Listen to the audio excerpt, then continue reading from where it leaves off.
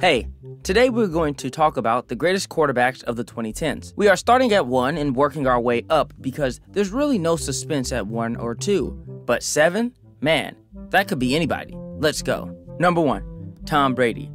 Listen, I can't keep him out of the top spot. Unlike the 2000s, Brady was the main engine driving the Patriots. Yes, the defense was good, but it wasn't like the homeland defense. Brady guided the Patriots to 8 straight conference championship games, 2 where he lost to cyborg Peyton, and 1 where he lost to this guy. Every week you could count on Brady finding sneaky athletic white guys for a gain of 5 yards. He won 3 Super Bowls and cemented himself and the Patriots as the greatest villain in all of NFL history. There you go, Patriots fans, there's the praise, fuck off. Number 2, Aaron Rodgers. Aaron Rodgers suffered from the Peyton Manning curse. The man was so damn good that his mere presence made the Packers a perennial Super Bowl contender, despite the fact that the team had more holes than a 2003 Shia LaBeouf movie. Rodgers came of age in his lone Super Bowl win, and next season captured his first MVP. This was supposed to be the start of a dynasty, and it was if you considered NFC North crowns the same as Super Bowl championships. I know I do. Rodgers' play was the best in the league, and had he not had injury troubles in some of those seasons, he may have had the top spot. I say may because Brady, man, he was just very good this decade. Number 3, Drew Brees. Drew Brees is basically Dan Marino without an MVP. And with the ring. He won a ring. Just like Marino, Brees had to deal with some horrid defenses, especially between 2012 and 2016, and some disappointing playoff losses in 2017 and 2018. I don't buy the fact that Brees is underrated. You couldn't go a week without hearing about how Drew Brees was underappreciated in the league. He was great, but he wasn't as good as Rodgers, Brady, and Manning, which is the same for pretty much every quarterback. Brees didn't beat the Colts in the Super Bowl this decade, but he did blow us out in 2011 and set an NFL record in 2019 against us. So that's a consolation prize, I guess. Number 4, Russell Wilson. Not gonna lie, I was surprised to see Wilson this high. I knew he was good, but I always thought that's what people said and not something they actually meant. He racked up Pro Bowls almost every year and was the face of a franchise. While 2 Super Bowl trips and a Super Bowl win solidified him in the number 4 spot, one can still make the case that he would deserve the spot even if he was ringless.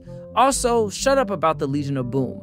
The squad started to show cracks in 2015, and by 2016, it was the Russell Wilson show. Corniness aside, he already made a Hall of Fame career in only 8 seasons in the decade. Number 5, Peyton Manning. Manning isn't higher on the list for 2 reasons. 1, he only played for half the decade, and 2, he got his back blown out in the Super Bowl. Yeah, I know he went against the Legion of Boom, but you telling me the man couldn't orchestrate more points when he led the highest scoring offense of all time? I mean, even Rich Gannon and the Raiders were able to pull out more points despite Bucs head coach John Gruden knowing their entire playbook. Come on, man. Be better. Do better.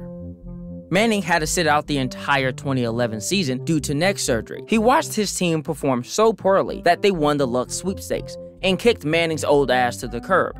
In Denver, he proved that he was still an elite QB by winning Comeback Player of the Year in 2012 and damn near winning the MVP as well. In 2015, the Broncos weekend at Bernie's their way to the Super Bowl by dragging the husk of Manning. By the end of the game, the Sheriff rode off into the sunset with a second Lombardi. Number 6, Matt Ryan.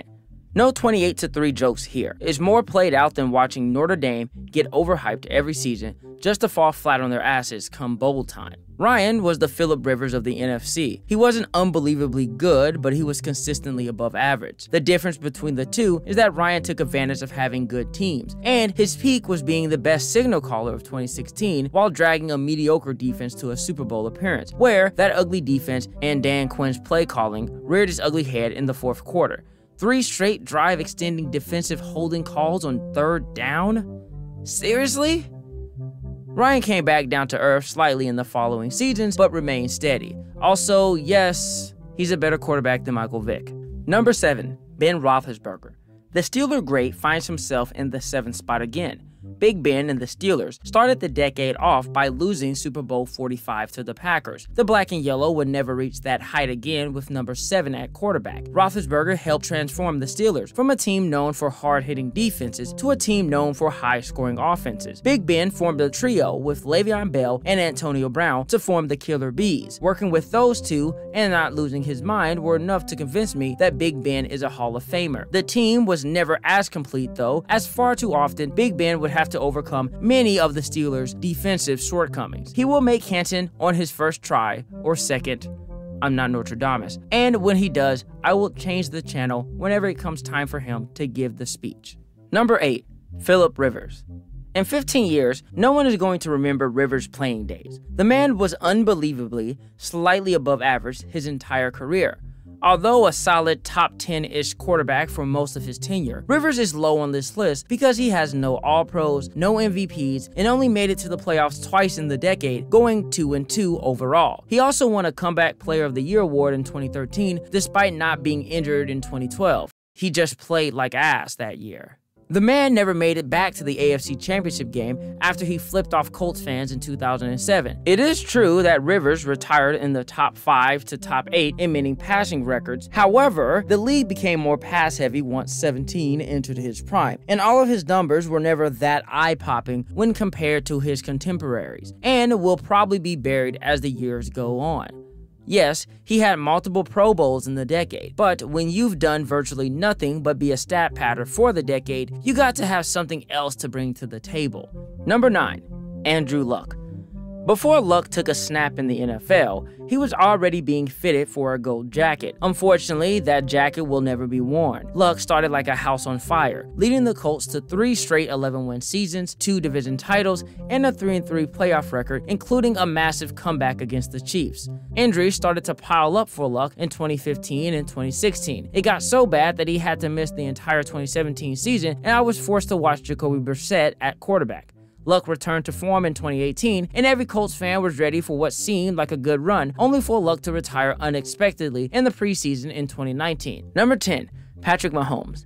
Sorry Eli, Romo, and Stafford fans, but Patrick Mahomes' 2 seasons in the 2010s were better than anything those guys ever produced. Drafted in 2017 to little fanfare, Mahomes pulled out his gigantic slong and proceeded to dad dick the entire league in 2018 and then 2019. He was without a doubt the best signal caller those years, and that's tough to do, especially when Rodgers was still slinging it. He ended a 50-plus year championship drought in Super Bowl 54, where he came back down 10 in the 4th quarter. The Chiefs were the Golden State Warriors of the league and looked like they were playing Madden on rookie mode most of the time. In 2030, if I'm still making videos, I'm pretty sure I have a good idea of who will be the #1 signal caller throughout the 2020s. Anyways, that's the video. Bye.